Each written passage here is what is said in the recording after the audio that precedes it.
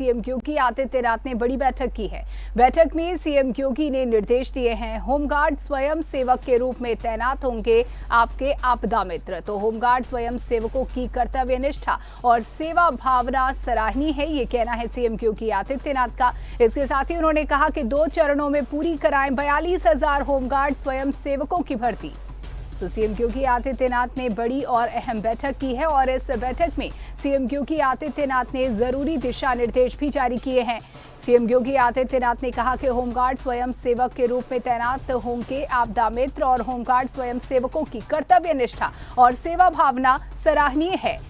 तो निर्देशित करते हुए सीएम योगी आदित्यनाथ ने कहा कि 2 चरणों में 42,000 होमगार्ड स्वयं सेवकों की भर्ती को पूरी कराएं।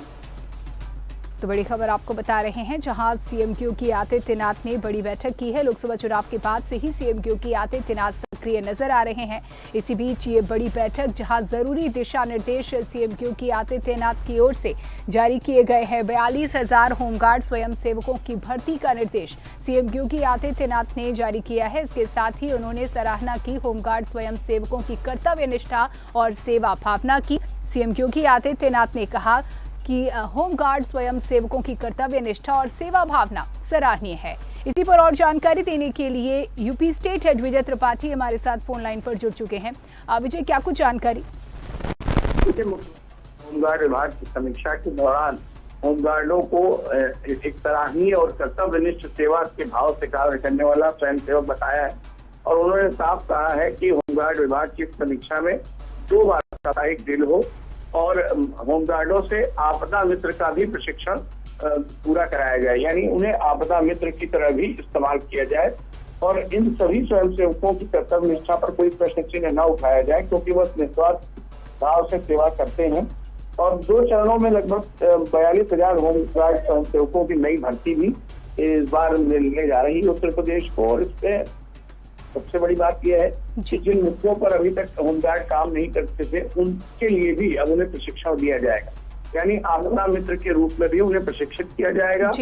और प्रदेश भर में 76,000 से अधिक पूर्णकालिक होमगार्ड स्वयंसेवक हैं और उन्हें लगभग 4,000 होमगार्ड अब तक सेवानिवृत्त हुए हैं, तो उनके बजाय 21,000 होमगार्ड स्वयंसेवकों की तैनाती की जाएगी। तो 2 चरणों में इसका पूरा कार्यक्रम रूपरेखा बनी है और 42,000 से अधिक होमगार्ड इस बार 2037 तक सेवानिवृत्त होंगे। तो उससे पहले लोगों को इसमें समायोजित करने की व्यवस्था करनी है और उसके लिए विभाग को पूरी तरीके से मुख्यमंत्री ने निर्देश दिए हैं कि जल्द से जल्द मसौदा तैयार करके भर्ती प्रक्रिया का कार्यक्रम शुरू करें। बिल्कुल, तो अब होमगार्ड कहीं न कहीं आपदा मित्र के रूप में भी काम करने वाले हैं। क्या कुछ खास नियमावली को लेकर निर्देश इसको लेकर दिए गए हैं और कब तक ये नियमावली स्पष्ट हो जानी है?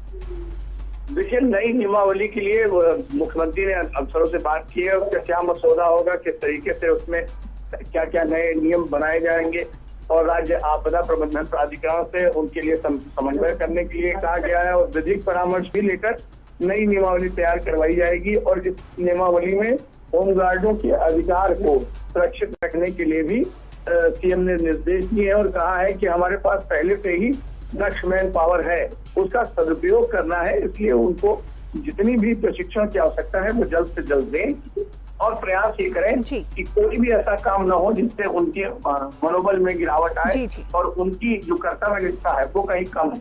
तो कुल मिलाकर के होमगार्डों के लिए मुख्यमंत्री की एक अच्छी पहल है और सरकार भी चाहती है कि आपदा से निपटने के लिए हर स्तर पर मैन पावर तैयार रहे। इसके लिए ही होमगार्डों का चयन किया गया है और उन्हें आने वाले समय में और दक्ष बनाया जाएगा। बिल्कुल, बहुत शुक्रिया विजय जानकारी देने के लिए। बने रहिएगा हमारे साथ।